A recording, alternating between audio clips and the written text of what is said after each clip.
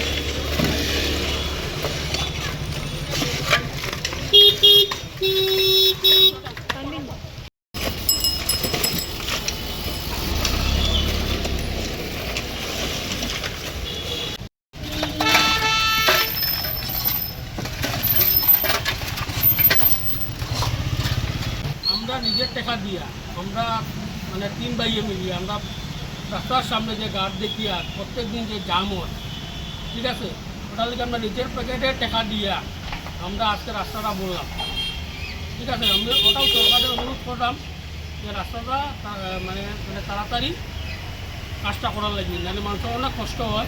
প্রত্যেক দিন রুগী হাজার হাজার মেডিকেলে যায়, বেলিজ যায়, শাশুড়ি বিভিন্ন ধরনের হসপিটাল আছে। আমরা সরকারের ওটাও অনুরোধ যে রাস্তাটা একটু তাড়াতাড়ি কাজটা করার লাগে।